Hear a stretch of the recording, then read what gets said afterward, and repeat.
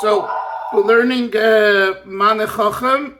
We're on page Kuf Tesvav 115, and we're at the third paragraph. Anyone that has their mute, please turn it off. Okay. So in this section of the letter, the heading on page Kuf Yudalid tells us what it's about, and that is the Mivtzoyim, which means the campaign. The campaign that referring to the 10-point mitzvah with a tzaddik mitzvah. There's mitzvah and there's mivtza, two different words, and I told you that last time. Mitzvah means a commandment, and mivtza is a campaign. So this refers to the Lubavitcher Rebbe's campaign, 10-point campaign of putting on tefillin with Yidden and mezuzahs and tzedakah and taras hamishpacha and etc., etc. And along with that, the Rebbe spoke about tanks to fight assimilation. And we, the ones who went on the tanks, we will call the tankistin, the tankists, the ones on the tanks. So this is the heading of this section, and it refers to the Rebbe's outreach campaign in particular.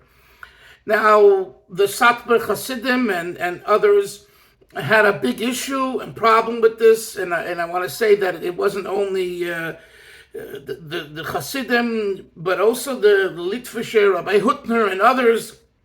This was, in a sense, the, what's the expression? It blew the cap off the bottle. I mean, because this was really going to the streets. You know, tanks against assimilation, using warfare imagery and wording to put tefillin on with a Jew or a mezuzah was very, very foreign and totally unconventional. And a lot of Rabbonim and Rebbes and people had issues because they didn't understand the issue as the Rebbe explained it at length. The Rebbe spent so many fabrengens. I was at those fabrengens, many of them, explaining what his objective is and who his target audience is and why he's employing warfare, wording and imagery. He did all that. He did it at the fabrengens, but you know, who listens to those fabrengens except the Lubavitchers? And who's interested in really paying attention? Very few. So the easiest thing is to say, oh, you're creating something so new in Judaism that it's outrageous and it's not acceptable.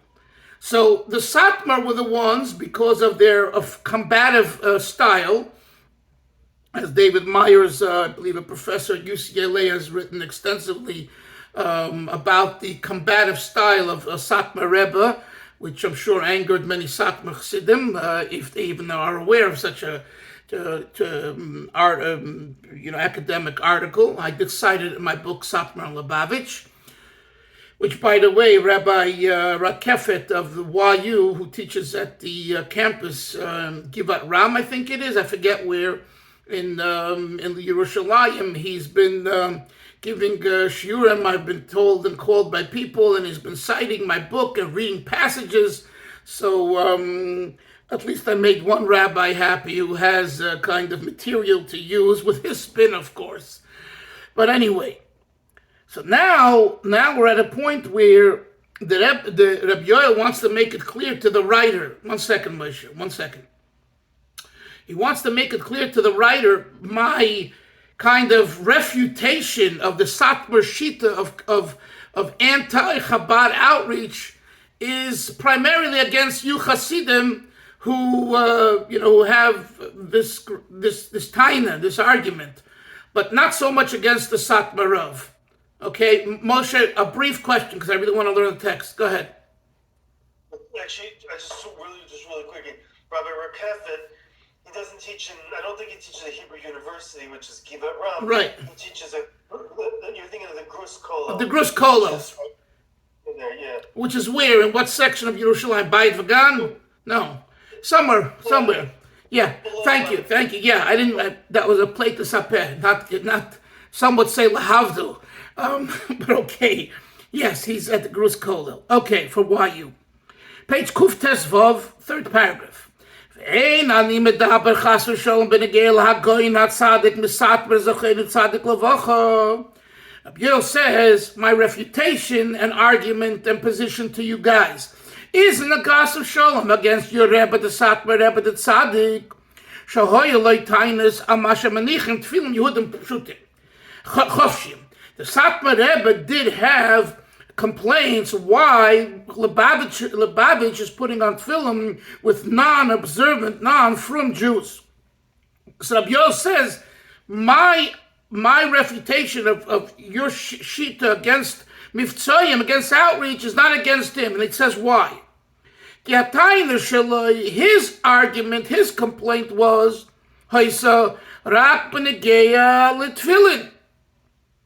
it was specifically about going out. This was after the 6-Day War, during and after the 6-Day War, where the Rebbe came out with a campaign, you should go and put on tefillin with the soldiers. So the Satmar Rav said that he's against this. Why? Because mitzat chash hirhurim. You know, when you have inappropriate thoughts, you put on tefillin, it's a big no-no. So the Satmar Rav, one of his issues was that they are having hirhurim. How does he know what they're thinking? I don't know, but that was his chash. Another chash is, I don't know if Rabbi Yoel will say it here, was that they didn't wash negelvasa before the mitzvah. So Mamela, their hands are tummy. Right? Because if you touch, let's say, parts of the body that are usually covered, according to halacha, you have to wash your hands.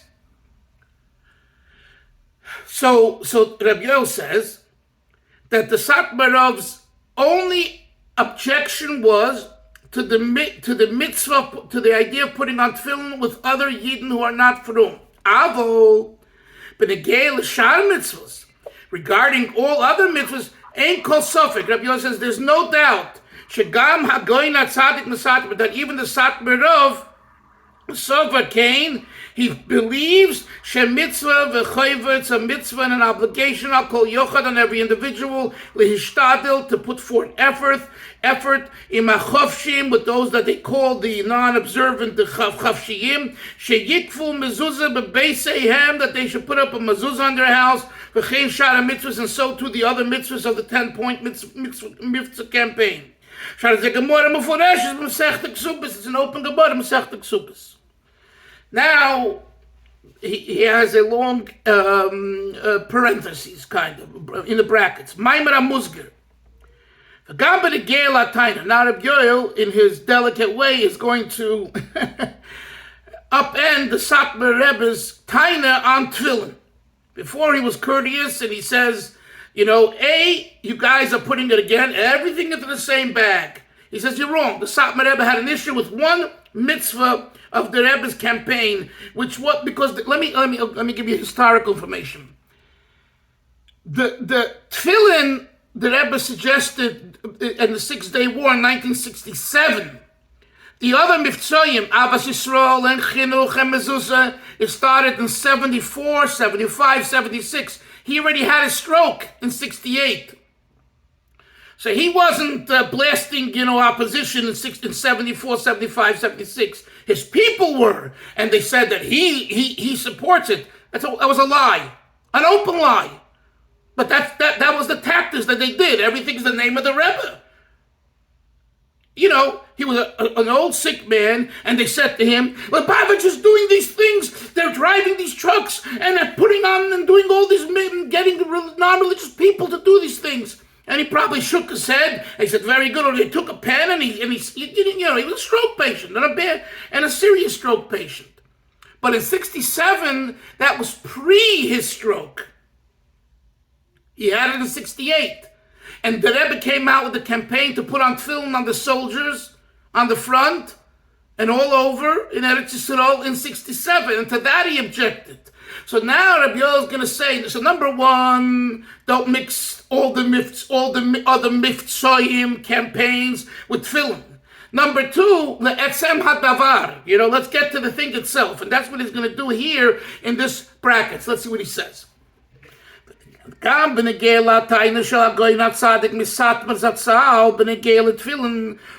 in regard to the Satmar Rebbe's argument against the putting on a tefillin mitzad ha'ihurim, because the people putting them on are thinking about inappropriate things as they're putting on tefillin. If there's a girl walking by, they're thinking about the girl, and meanwhile they have tefillin on their hand. It's like only the soldiers are thinking about the girls walking by, but a guy in shul, if he sees a pretty girl on the other side, he ain't thinking about her, right? Yeah, tell me another thing. So it's ludicrous, but that was the argument. Hirhurim, they're standing on the front, and you're putting on tefillin in Dizengoff, and there's all these people, or Times Square, and all these girls walking around, etc., etc. So they're thinking about inappropriate thing as they're wrapping tefillin. But you in shul, no, you're very holy because there's no one in shul 7 in the morning. Okay. But be that as it may, let's see what he says. He says the Rebbe, our Rebbe, already refuted and responded to the argument with Gemara, not Chassidus and not Kabbalah and not China and not Chinese. He explained it with Gemara, Shemavurish and Shulchan Aruch, and he said Shemafurish Magen Avram. It's explicit in the Magen Avram on Shulchan Aruch, and he gives you the citation: Orach Chaim, Siman Lamed Ches, Sif Katan Dalet. The section of Orach Chaim, the first section of the Code of Jewish Law, chapter 38, law is subsection 4. V'admur Azakim Balatanya, and the Alter Rebbe, the Balatanya, Hevi Zel Psak Halacha, the Alter Rebbe brings it in his Shulchan Aruch as an actual Psak, Sham Sif Dalet, over there, paragraph 4. V'zel Shayli. When do you say that you're not allowed to put on tefillin if you have hirurim? Sheyadu aloi bevadai. This is what it says in Shulchan Aruch. When you know surely she efshe shaloi yaharer. Okay? I mean, do I have to be graphic, or everyone can figure this out? You go and stand in front of a brothel, and putting on tefillin, you're going to have hirurim.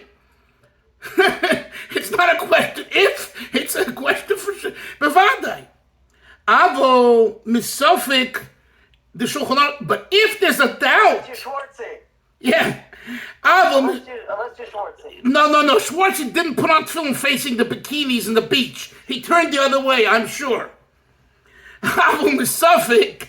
But if there's any doubt, leyimna mi mitzvahs tefillin. The Shulchan Aruch says, Moshe, if there's a doubt whether the person is thinking inappropriate or not thinking inappropriate things, lo yimna. You shouldn't prevent mitzvahs tefillin from putting on tefillin, if there's any doubt. So then the first thing that Rebbe said is, how do you know what he's thinking about?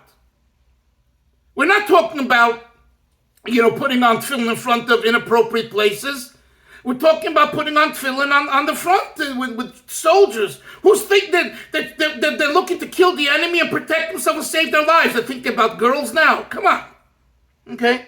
And the people walking in Manhattan and in Dizengoff and wherever they're rushing to go to lunch, they're rushing to a meeting, they're rushing to finish lunch to go back to work. Now you're telling me that right now they're having fantasies about women. I mean, come on.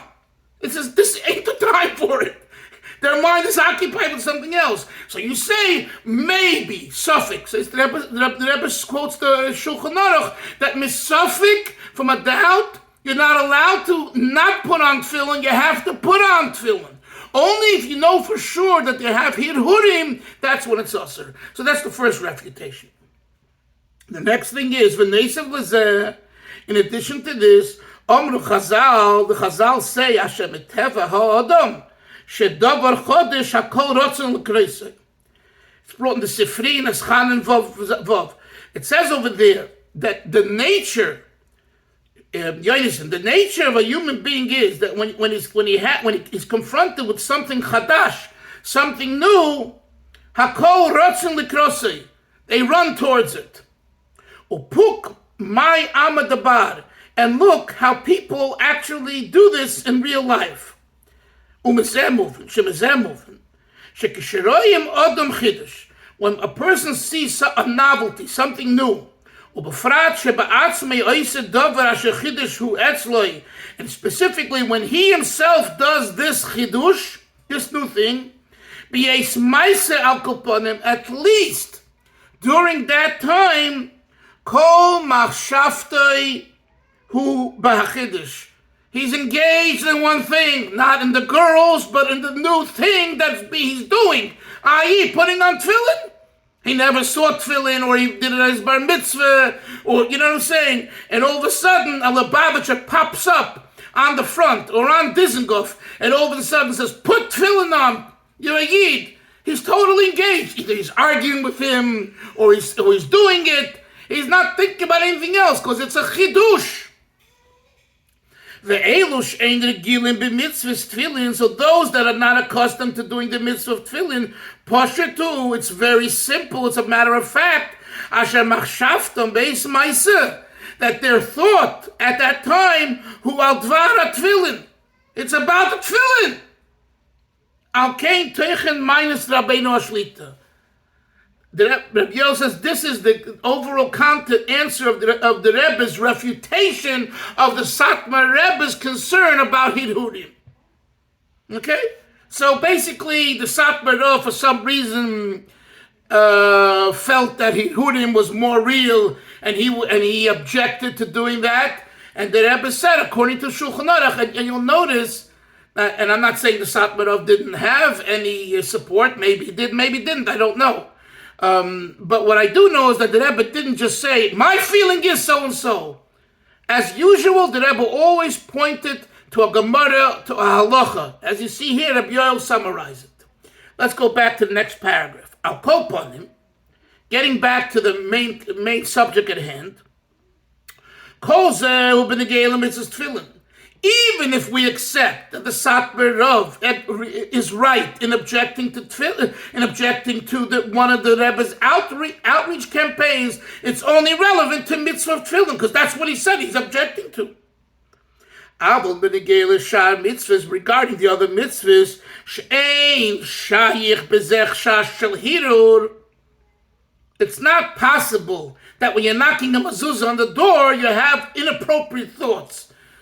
It's just not the right time, Frankly, is why they decided that dafka when you put on tefillin you can have inappropriate thoughts. There's only one reason, because you do it in the street or at the front. You know what I'm saying? But the other miftzayim are all in the house. Women should light Shabbos candles, taras hamishpacha, tzedakah. It's all more private.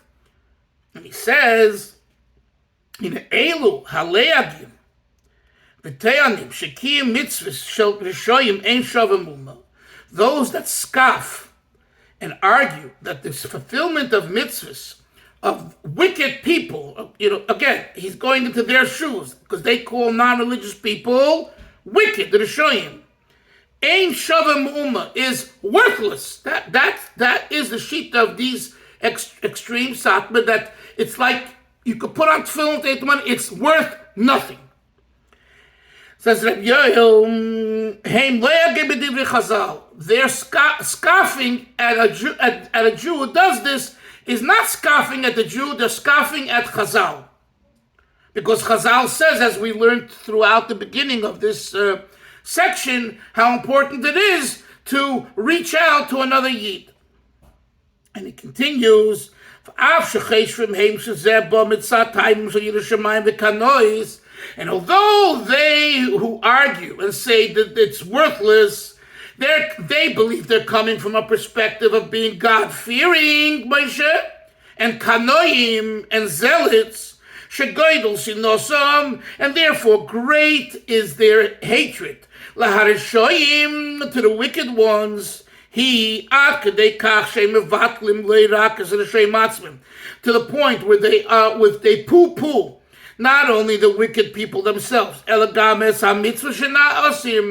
It's bad enough, next page, Kuf Tezayin, it's bad enough to say the people putting on the tefillin are wicked. Avram.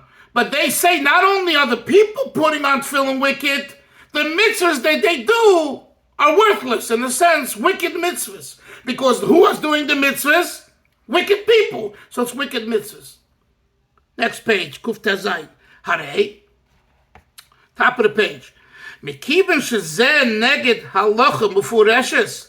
Again, Rabbi Yoel says, since this is contrary to an explicit halacha law, davar borer in bold, it is surely she'ein zeh hergesh shel kanois hamitis. This is not true zealotry, Torah-sanctioned zealotry. Kinas Hashem, zealotry for God. Kiyim hergesh shel sitre acher achmon litzlan. Rabbi Yoel employs, again, I'm telling you this over and over, their language. This type of zealotry is coming from the negative side, the Sitra Achra.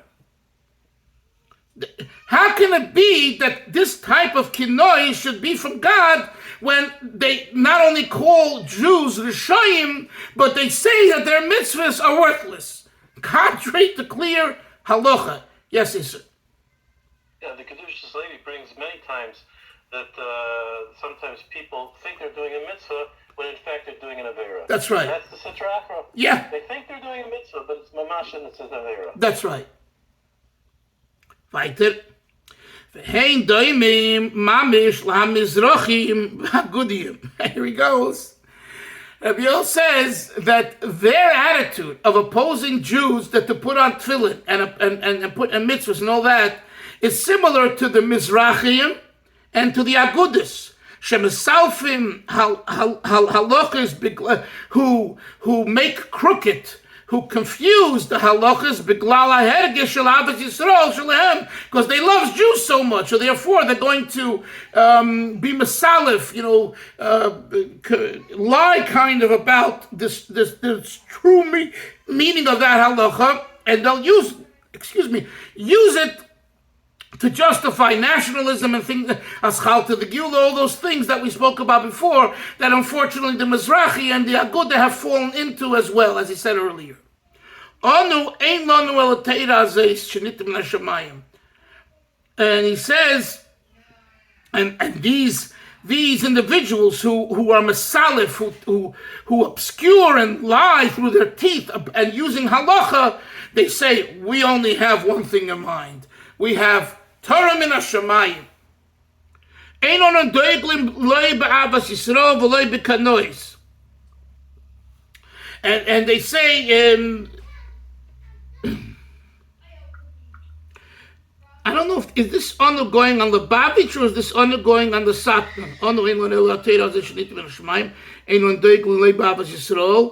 We don't march around with the degel, with the flag of Avas Yisrael and the flag of Kanoi zealotry. HaKadosh Baruch Hu nosal l'natei kedusha u'la'ira neach netzach selavoed.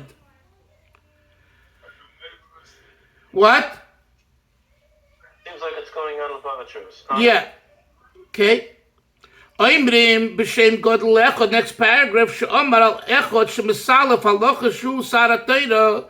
There is a story kind of about a godel who said about someone who would use halacha, and he would like kind of make the halacha crooked. Shu saratayra u'pirish kavanosi. She'pleini cheshiv shuhu asar. That individual who thinks he's a master, a sar, a minister, balabayis vet uf teira. It's a mistake here, probably. Balabayis, and I assume, and he kind of is a master and owner of the teira. HaTeira teira shekolish baruch hu. And so the fact is, the Torah is God's Torah. No one has permission to change it. Even with a small yud, even changing small, that because of Avas Yisrael, you're allowed to change it.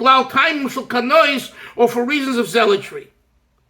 So what he's saying is that even if you're a Gadol b'Torah, he's saying an anecdote, a story, that there was someone who was a Gadol b'Torah, and he took this halacha. He says, "I'm the master, I'm the minister, I'm the boss," and he changed it to his liking. So that's inappropriate. What time is it? I don't have my watch. What time?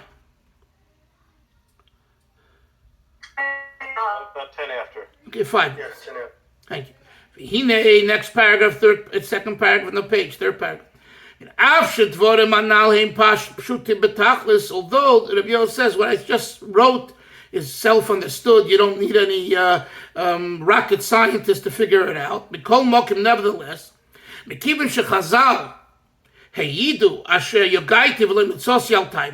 Chazal say in the Gemara, if someone says, I tried very hard and I didn't succeed in finding the object or the item or the issue, al tamin, don't believe them, because if you try, you should succeed. After much effort, Matzu Sef Sof Ezataina, they came up with another argument. What's their argument now? V'hi, Emes hadavar shepu'ulas hanal shechsidi lebavich u'inyan shemizchuyav mazal pi halacha. I'll grant you that the activities of outreach of Lubavitch Chassidim is obligated. They are obligated by halacha to do so. But sof. Nevertheless, harikulam meidim. Everyone agrees. Shebedaros shelefaneinu. In our generations, leishtadlu imchovshim shebdeiros shelefaneinu. I'm sorry.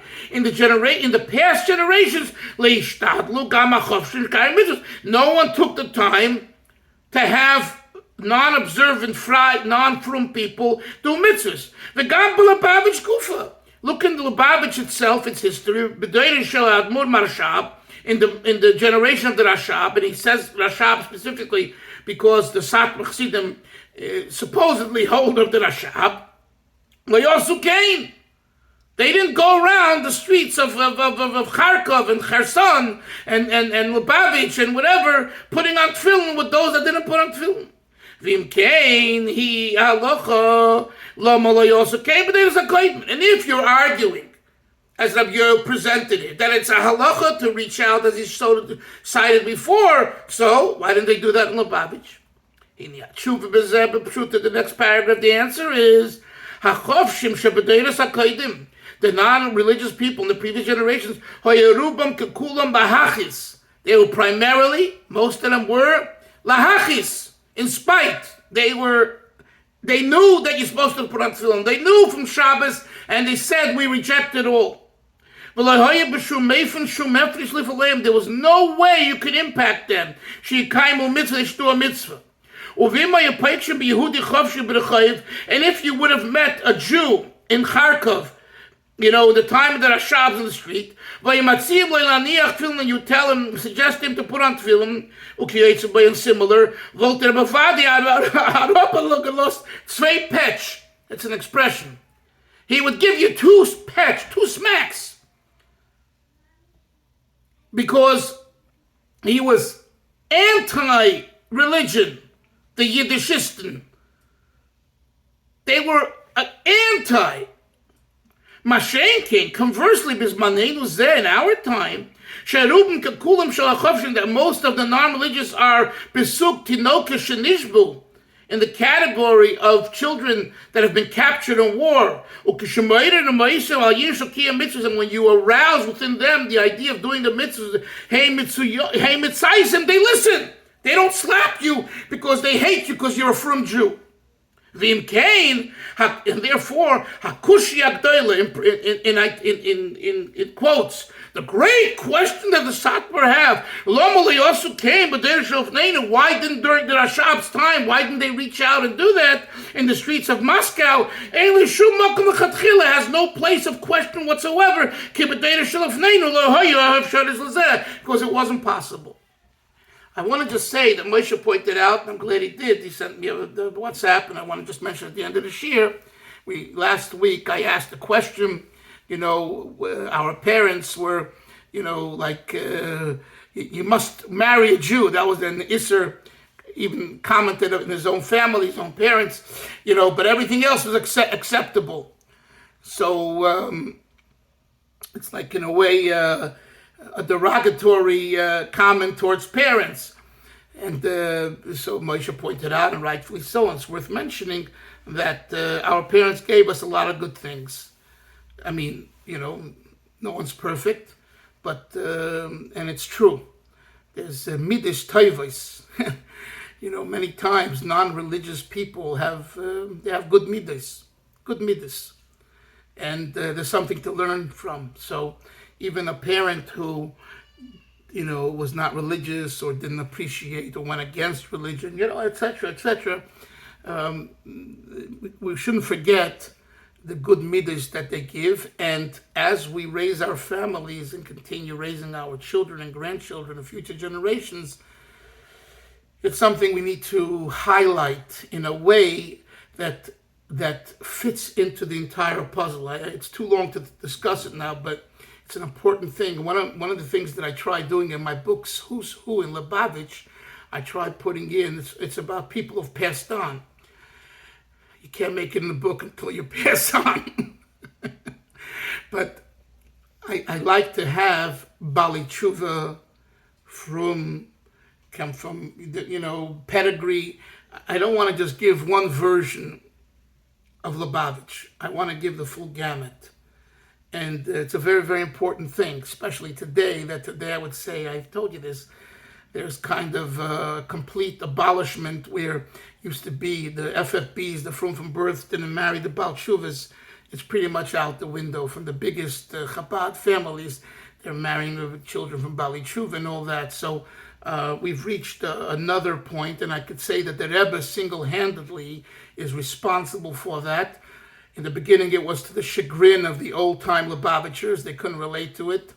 But the Rebbe, in so many instances, whether it was Gadim, converts, or Bali Tshuva, etc., the Rebbe clearly, and Sfardim and Ashkenazim, he took his pencil and he crossed out,